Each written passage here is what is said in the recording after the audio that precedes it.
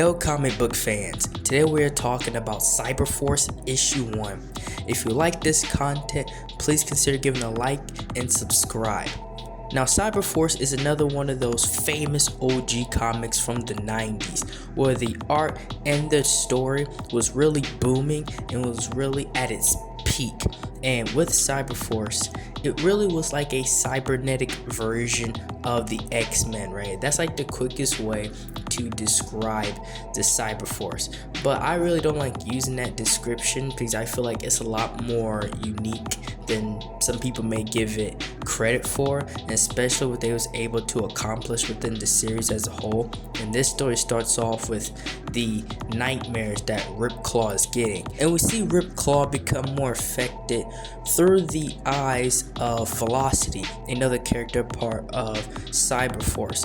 And Velocity as a character just by herself was a awesome concept to me because of her style. Like, she's probably the most unique looking speedster in comic books, and not only was her style awesome, I really enjoyed her backstory, which went more into as the stories went along. And here Ripclaw is trying to teach Velocity, but how he's going about it is very dangerous, right?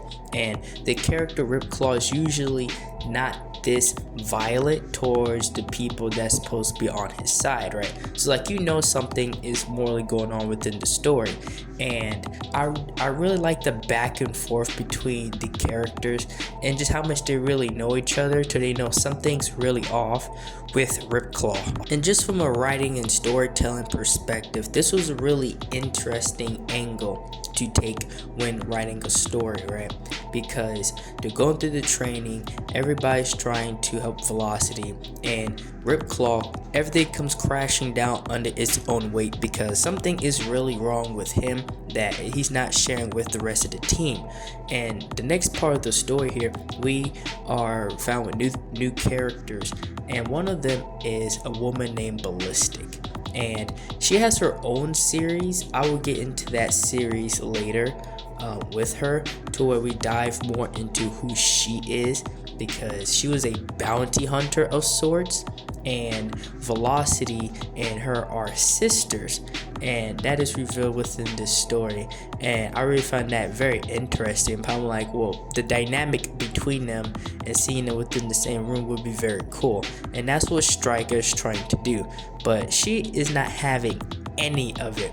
I mean, first of all, she came out swinging, and then she had the nerve to talk about how he was treating her and if he hit her again. I just found that she came off very violent, very standoffish as a character, and I think that's mostly because of what she's probably been through, period. Like, what she's probably been through, she probably had to fight her own demons, and so now she's very rebellious to anyone that tries to give her any orders of any kind.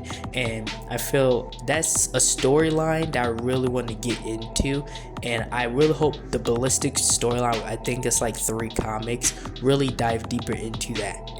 Now we're part of the story where Ripclaw is now fighting, is now trying to understand what is going on, and this pretty much demon, this evil spirit, is eating him from the inside out to the point where it's affecting him and how he treats other people, and it's like a more of a demonic demon side. And that is when he is met with these other characters, which is part of the Wildcats, and they have found Ripclaw. Both Warblade and Misery have plans for Ripclaw moving forward within the story, and that's when we get the collide between CYBERFORCE and the Wildcats. Well, that's all I have for this video. Thank you for watching. If you enjoyed this video, like, share, and subscribe for more.